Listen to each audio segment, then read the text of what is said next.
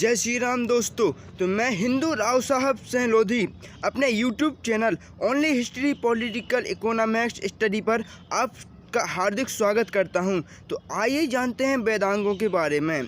तो वेदांगों का अर्थ, वेदों के स्वरूप की रक्षा करने तथा वैदिक मंत्रों के अर्थों को जानने के लिए वेदांग साहित्य की रचना की गई है। जो वेदांग हैं, वेदों के स्वरूप की रक्षा करने तथा वैदिक मंत्रों के अर्थों को जानने के लिए वेदांग साहित्य की रचना की गई है। जो ऋग्वेद, सामवेद, यजुर्वेद, अथर्ववेद, ये चारों वेद हैं, इनकी वैदिक मंत्रों के अर्थों अर्थात कि इनके स्वरूप की रचना कैसे की गई थी, इनके लिए लिपिबद्ध वेदांगों में किया गया है। तो इनकी रचना या स्वरूप वेदांग में किया गया है। अर्थात इसका वेदांगों का अर्थ हो जाएगा वेदों के स्वरूप की रक्षा करने तथा वैदिक मंत्रों के अर्थों को जानने के लिए वेदांग साहित्य की रचना हुई थी। पद का अर्थ अर्थात जो वेदांग है, इसके अंदर एक पद शब्द आया है, उसका संस्कृत में है अंडयंते ज्ञानंते अमीरति वेदयंते। अर्थात इसका हिंदी में शाब्दिक अर्थ होता है, अंग शब्द का होता है उपकारक, जिनसे वेदों के अर्थों का ज्ञान होता है वे वेदांग कहलाते हैं। अर्थात जिन्हें वेदों के अर्थों का ज्ञान होता है, जो वेद हैं उनके अर्थों का ज्ञान होता है, उसे ही वेदांग कहते हैं। तो वेदांग 6 वेदांग हैं।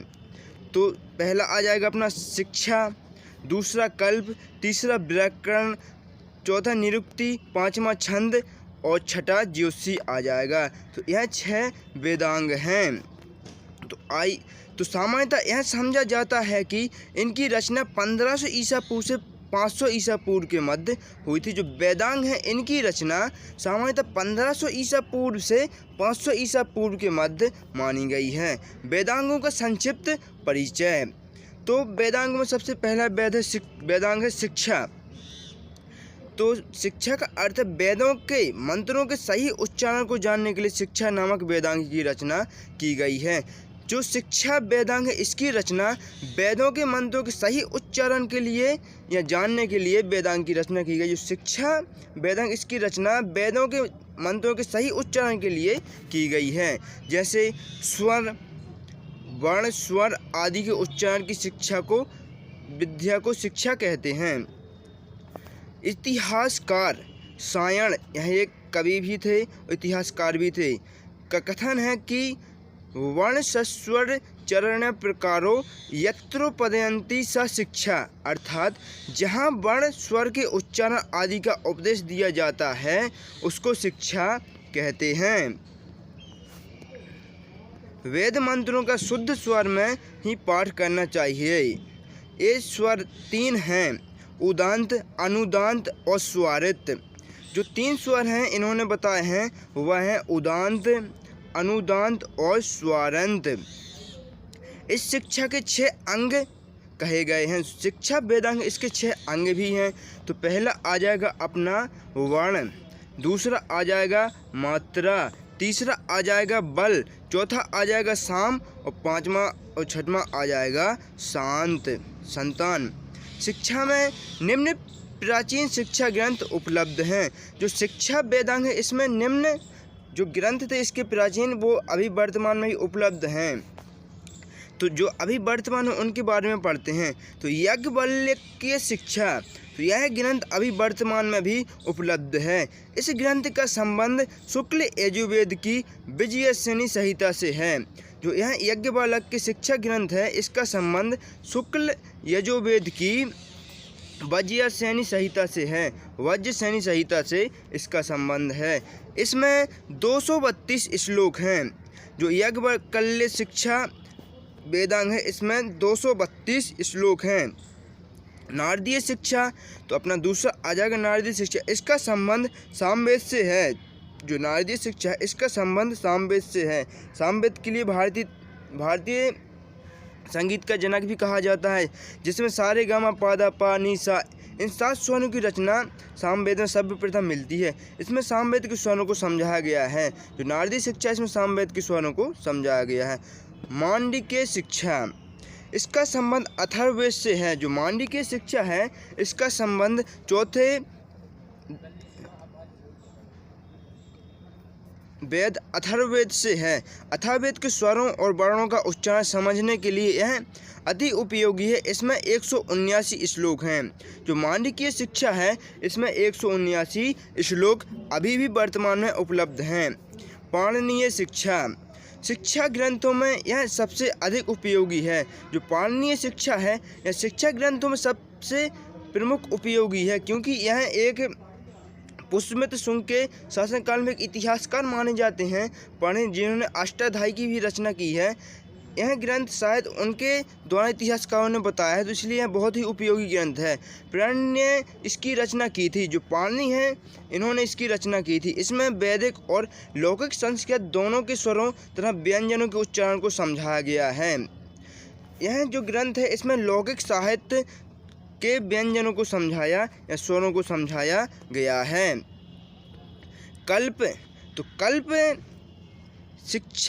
कल्प साहित्य को कल्प सूत्र भी कहते हैं। जो दूसरा वेदांग है, उसके लिए कल्प बोलते हैं। यह कल्प साहित्य को कल्प सूत्र भी कहते हैं। इसमें संक्षेप में विधि, नियम, न्याय, कर्म और आदेश का विवेचन है। जो कल्प है, इसमें साहित्य को कल्प सूत्र भी कहते हैं। इसमें संक्षेप में विधि, नियम, न्याय, कर्म और आदेश का विवेचन किया गया है।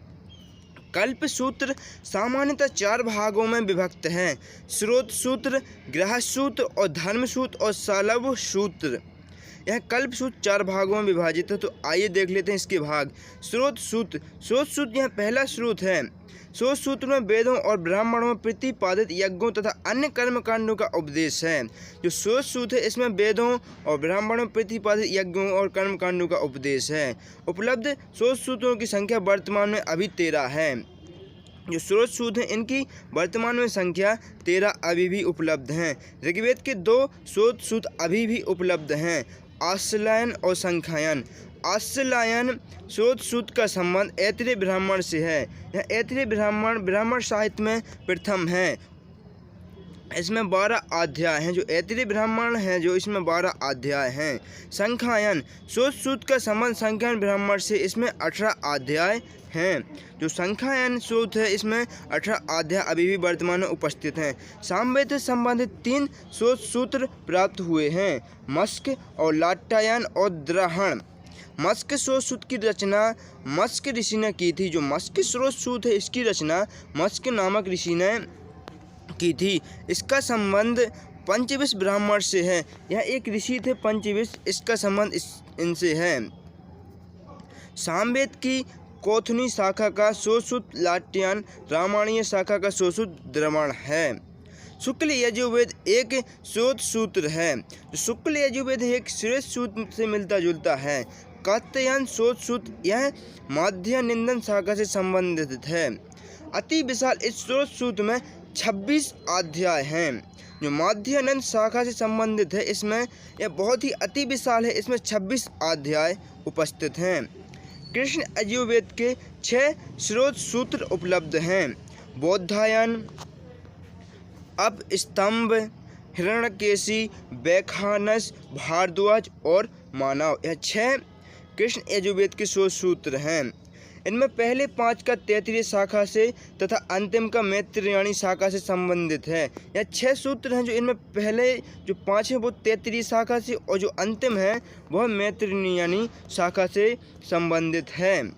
बौधायन स्रोत सूत्र प्रश्नों के रूप में हैं। जो बौधायन स्रोत सूत्र है, यह प्रश्नों के रूप में उपस्थित है। इसमें 19 प्रश्न हैं। जो बौधायन स्रोत सूत्र है, इसमें 19 प्रश्न। आप स्तंभ स्रोत सूत्र में 30 प्रश्न हैं। जो आप स्तंभ स्रोत सूत्र है, इसमें 30 प्रश्न हैं। हिरण्यकेशी स्रोत सूत्र में 29 अध्याय हैं। जो हिरण्यकेशी स्रोत सूत्र है, इसमें 29 अध्याय अभी भी वर्तमान में उपस्थित हैं। अथर्ववेद का एक ही स्रोत सूत्र मिलता है। जो अथर्ववेद चौथा वेद है, इसका सिर्फ एक ही स्रोत सूत्र मिलता है, तो वो है वेदांत या वेतान स्रोत सूत्र। इसमें गोपद ब्राह्मण का अनुसरण किया गया है। गोपद अनुसरण किया गया है। जो गोपद ब्राह्मण का अनुसरण किया। गृह सूत्रों में दैनिक जीवन के कर्तव्य और धार्मिक विधियों का विधान है। गृह सूत्र है, जो इसमें दैनिक जीवन के कर्तव्य और धार्मिक विधियों का विधान मिलता है।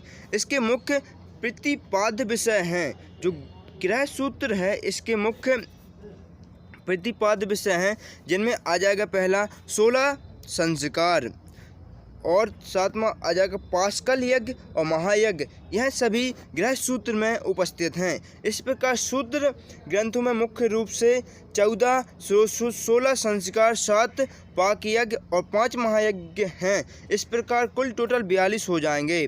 तो कार्यों का विधान, उपलब्ध गृह सूत्रों की संख्या 15 है। अभी जो वर्तमान उपलब्ध गृह सूत्र हैं इनकी संख्या 15 है। धर्म सूत्र, धर्म सूत्रों में विभिन्न पारमार्थिक, राजनीतिक, सामाजिक और पारिवारिक कर्तव्यों के निर्देश हैं। जो धर्म सूत्र है इसमें विभिन्न पारमार्थिक, राजनीतिक, सामाजिक और पारिवारिक कर्तव्यों के निर्देश हैं। इन्हीं के आधार पर स्मृतियों तथा अन्य राजनीतिक सामाजिक नियमों की रचना हुई है। वर्तमान दिन निम्न धर्म सूत्र उपलब्ध हैं। इस वशिष्ठ धर्म सूत्र का संबंध ऋग्वेद से माना गया है। यह सूत्रों में रचित है। इसके 30 अध्यायों के वशिष्ठ धर्म सूत्र में आचार व्यवहार के सभी नियमों का उपदेश है। जो 30 अध्याय हैं इसके इसमें वशिष्ठ धर्म सूत्र में आचार व्यवहार के सभी नियमों व उपदेशों का वर्णन मिलता है। आप स्तंभ धर्म सूत्र, इसमें 30 अध्यायों के आप स्तंभ कल्प सूत्र के 28 व 29 अध्यायों को आप स्तंभ धर्म सूत्र कहते हैं। इसमें विशेष रूप से ब्रह्मचारी और गृहस्थी के धर्मों का उपदेश दिया गया है। जो आप स्तंभ धर्म सूत्र है इसमें 28 व 29 अध्याय हैं व ब्रह्मचारी और गृहस्थी के धर्मों का उपदेश दिया गया है। बौद्धायन गृह सूत्र, बौद्धायन गृह सूत्र एक कल्प सूत्र का ही एक भाग है व बौद्धायन धर्म सूत्र है। हिरण्यकेशी धर्म सूत्र, यह भी कल्प सूत्र का एक भाग है। जो हिरण्यकेशी धर्म सूत्र है यह एक कल्प सूत्र का एक भाग है। कल्प सूत्र यह एक बहुत ही प्राचीन ग्रंथ व धर्म सूत्र है, बहुत ही बड़ा। आप स्तंभ, बौद्धायन और हिरण्यकेशी तीनों धर्म सूत्रों का संबंध कृष्ण यजुर्वेद की 33 शाखा से है। जो आप स्तंभ, बौद्धायन और हिरण्यकेशी ये तीनों धर्म सूत्र हैं, इनका संबंध कृष्ण यजुर्वेद की 33 शाखा से संबंधित है। गौतम धर्म सूत्र, जो गौतम धर्म सूत्र है इसका शाब्दिक अर्थ होता है, इस धर्म सूत्र को सबसे प्राचीन और प्रमाणिक माना गया है। जो गौतम धर्म सूत्र है इसके लिए इतिहास में सबसे प्राचीन व प्रमाणिक माना गया है। और कुमारिल भट्ट के शब्दों में, जो इतिहासकार कुमारिल भट्ट हैं इनके शब्दों में इसका संबंध सामवेद से है। जो इतिहासकार कुमारिल भट्ट हैं इन्होंने इसका संबंध सामवेद से बताया है। इस धर्म सूत्र में 3 प्रश्न हैं जो 28 अध्यायों में विभक्त हैं। जो गौतम धर्म सूत्र है यह 28 अध्यायों में विभक्त है। विष्णु धर्म सूत्र, इसका संबंध किस वेद से है यह कहा नहीं जा सकता। जो विष्णु धर्म सूत्र है अभी तक इसका यह पता नहीं लगाया जा पाया है कि यह किस से संबंधित है। इसमें 100 अध्याय हैं। जो विष्णु धर्म सूत्र है इसमें 100 अध्याय तथा अंतिम अध्याय पद्य में तथा शेष गद्य में हैं। जो विष्णु धर्म सूत्र इसमें अंतिम अध्याय पद्य में और शेष बाकी के जितने भी हैं वो गद्य में हैं। चौथा आ जाएगा अपना 16 सूत्र। स्रोत, ग्रह और धर्म सूत्रों के अतिरिक्त 16 सूत्र ही मिलते हैं। इनका उपयोग यज्ञशाला, यज्ञ वेदी, यज्ञ कुंड आदि को मापने के लिए किया जाता है। भारतीय रेखा गणित का मूल इसमें विद्यमान है। जो 16 सूत्र है इसमें भारतीय रेखा गणित का मूल मंत्र यहाँ विद्यमान है।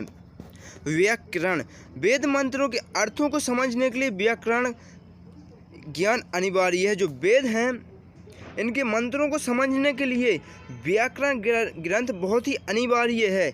इसको 6 वेदांगों में प्रमुख माना गया है। जो 6 वेदांग हैं व्याकरण को इसमें प्रथम स्थान दिया गया है।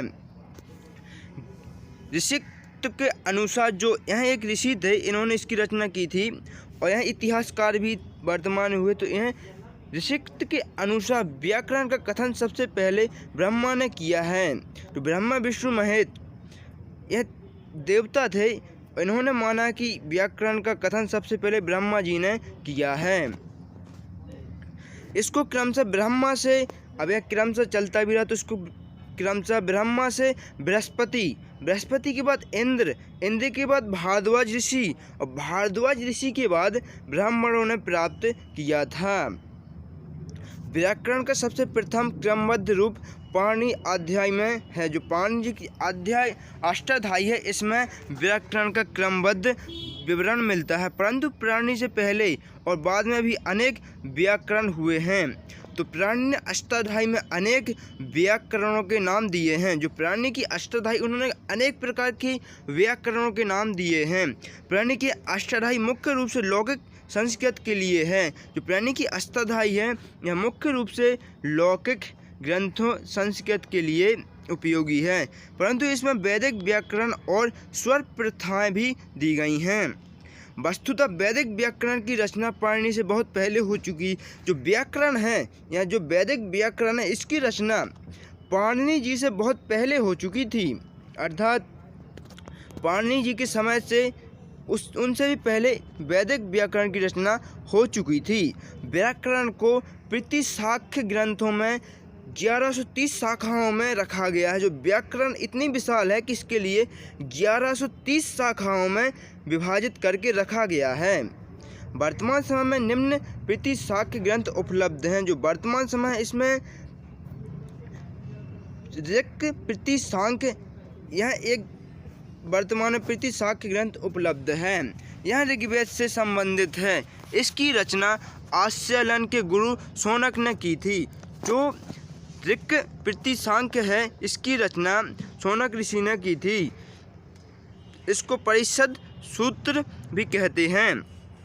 इसमें 3 अध्याय और 18 पटल हैं। जो यह ग्रंथ है, इसमें 3 अध्याय और 18 पटल हैं। इस पर विष्णु मित्र की व्यक्ति और उब्बट के भाष्य भी मिलते हैं। यह जो 2 ऋषि हैं, जिनमें विष्णु मित्र और व्यक्ति और उब्बट के भाष्य भी मिलते हैं। शुक्ल यजुर्वेद प्रतिशाख्य, इसको वात्स्यायनी प्रतिशाख्य भी कहते हैं। जो शुक्ल यजुर्वेद प्रतिशाख्य, इसको वात्स्यायनी प्रतिशाख्य भी कहते हैं। इसकी रचना कात्यायन ने की थी। जो शुक्ल यजुर्वेद प्रतिशाख्य है, इसकी रचना कात्यायन जी ने की थी। इसमें 8 अध्याय हैं। इस पर उब्बट और आनंद भट्ट की टीकाएं हैं। यह 2 ऋषि हैं, इन्होंने जिनमें उब्बट और आनंद भट्ट, इन्होंने शुक्ल यजुर्वेद प्रतिशाख्य पर टीकाएं भी लिखी हैं। प्रतिज्ञा सूत्र और भाषिक सूत्र, इसके 2 ग्रंथ परिष्ट हैं, यानी कि अभी भी वर्तमान में उपस्थित हैं।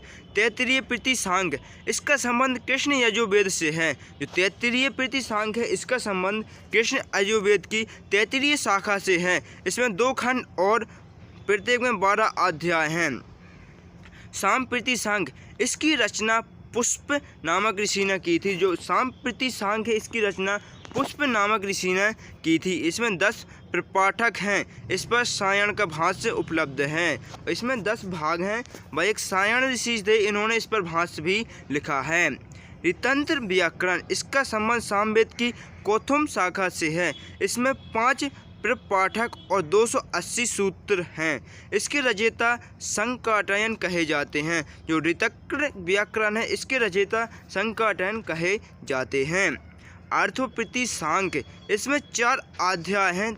अंततः इसको चतुर अध्याय भी कहते हैं। इसकी रचना शौनक ऋषि ने की थी। जो अर्थोप्रतिशाख्य है, इसकी रचना शौनक ऋषि ने की थी। इसमें 4 अध्याय होने के कारण इसे चतुरा अध्याय कहा जाता है।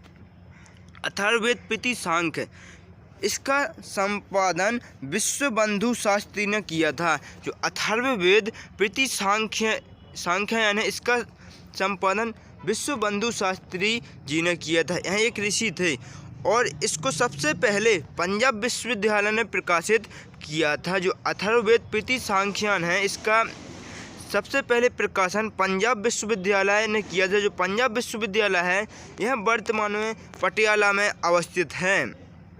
निरुक्ति, यह चौथा वेदांग है। वेदांगों में चौथा निरुक्ति है। निरुक्ति किसी ग्रंथ का नाम नहीं है, अपितु यह एक विषय है। जो निरुक्ति है, यह किसी ग्रंथ का नाम नहीं है, यह स्वयं में एक विषय है।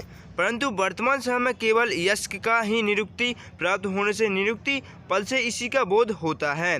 जो वर्तमान में अभी यस्क की निरुक्ति ही प्राप्त होती है। जो यस्क, यह एक ऋषि थे, इनकी एक निरुक्ति है, इनकी एक पुस्तक है जिसका नाम निरुक्ति है, वह अभी वर्तमान में उपलब्ध है। निरुक्ति के भाष्यकार दुर्ग आचार्य का कथन है, जो निरुक्ति के भाष्यकार हैं आचार्य भास्कर दुर्ग का कथन है कि निरुक्ति की संख्या 14 है। जो आचार्य भास्कर दुर्ग आचार्य थे, इन्होंने निरुक्ति की संख्या 14 बताई है। यस्क ने अपने पूर्ववर्ती, जो यस्क थे यह एक ऋषि थे, इन्होंने अपने पूर्ववर्ती 14 निरुक्तिकारों के मत उद्घाटित किए हैं। जो यस्क हैं, इन्होंने 12 निरुक्तिकर्ताओं के नाम उनसे पहले भी बताए हैं। निरुक्ति स्वतंत्र ग्रंथ नहीं है, जो निरुक्ति है यह स्वयं में एक स्वतंत्र ग्रंथ नहीं है। जैसे गीता, तो गीता में भीष्म पर्व है, जो यह एक स्वतंत्र ग्रंथ नहीं है, बल्कि यह एक महाभारत के अंतर्गत आता है। वेदों के कठिन शब्दों का संग्रह प्रजापति ने निघुट के रूप में किया है। जो निरुक्ति है, इसके लिए ये स्वतंत्र ग्रंथ नहीं है, बल्कि इसके लिए निघुट के अंदर रखा गया है। जो निघुट है, इसके लिए माना जाता है कि जो प्रजापति जो थे उस समय भगवान, उन्होंने जो वेदों के अंदर कठिन शब्द आ गए थे, उनके लिए निघुट्टी के अंतर्गत रखा था। निरुक्ति पर सबसे पहले प्राचीन व्याख्या दुर्गाचार्य की है। जो निरुक्ति है, इस पर सबसे पहले प्राचीन व्याख्या दुर्गाचार्य जी ने की थी। एक अन्य टीका स्कंद माहेश्वरी भी निरुक्ति पर की गई है। छंद, वेदांगों में 5वां छंद है। मंत्रों के शुद्ध पाठ, जो छंद है यह मंत्रों के शुद्ध पाठ व उच्चारण के लिए छंदों का ज्ञान अनिवार्य है। जो छंद हैं, जो वेदों के मंत्र हैं, उनका उच्चारण व पढ़ने के लिए इसका अध्ययन बहुत ही अनिवार्य है। प्रधान वैदिक छंद 11 हैं। जो प्रधान वैदिक ग्रंथ हैं, छंद हैं, वह भी वर्तमान में 11 हैं, जिनमें से आ जाएगा गायत्री, उष्णिक, पुरउष्णिक, कुकुप, अनुष्टम, बहती, संतोबृहति, त्रिष्टम, जगती, प्रस्तार, पंक्ति और पंक्ति। इनके अनेक अवंतर भेद हो गए हैं। जो यह ग्रंथ 11 हैं, इनके अभी वर्तमान में विभिन्न प्रकार के अवंतर भेद भी हो चुके हैं। वेदांग के रूप में छंद शास्त्र पर पिंगल सूत्र मिलता है। वेदांग है, जो इनके रूप में छंद शास्त्र पर पिंगल सूत्र भी मिलता है। इसके रचयिता पिंगलाचार्य कहे जाते हैं। जो छंद वेदांग है, इसके रचयिता पिंगलाचार्य जी को माना जाता है। यह ग्रंथ 8 अध्यायों में विभक्त है। ज्योतिषी वेदांगों में 6ठा ग्रंथ है। वेदांगों में 6ठा ज्योतिषी इसका मुख्य उपयोग था। वैदिक यज्ञों, जो ज्योतिषी इसका मुख्य प्रयोग किया जाता था, वैदिक यज्ञों के लिए कालगणना यज्ञों को विशेष समय, ऋतु, मास आदि के हिसाब से किया जाता था। ज्योतिषी है, इसका उपयोग कालगणना वैदिक यज्ञों के लिए व ऋतु मास के लिए किया जाता था। अंततः कालगणना के लिए ज्योतिषी का आविष्कार हुआ है। जो ज्योतिषी है, इसका आविष्कार कालगणना के लिए किया गया था। वेदांग ज्योतिषी के रूप में वेदांग ज्योतिषी ग्रंथ मिलता है। यह 2 भागों में विभक्त है। ऋग्वेदीय एवं अर्च ज्योतिषी, यजुर्वेदीय एवं अजुस ज्योतिषी। पहले भाग में 36 श्लोक और दूसरे भाग में 43 श्लोक हैं। यह जो ग्रंथ दोनों हैं, इसमें पहले भाग में 36 श्लोक व दूसरे भाग में 43 श्लोक उपलब्ध हैं। इसमें समय की गणना 27 नक्षत्रों के द्वारा की गई है। जो ज्योतिषी वेदांग है, इसमें गणना 27 नक्षत्रों के द्वारा की गई है। उस समय तक संभवतः उस समय माना जाता था कि उस समय तक 12 राशियों के अनुसार समय की गणना का आविष्कार नहीं हुआ था। जो वर्तमान में 12 राशियों के द्वारा समय की गणना की जाती है, उस समय लगता था ऐसा कि उस समय अभी तक इसका आविष्कार नहीं हुआ था। एक अन्य ग्रंथ भी उपलब्ध हुआ है ज्योतिषी में, जिसमें 162 श्लोक उपलब्ध हैं। और यह वेदांगों की रचना संस्कृत भाषा में मिलती है।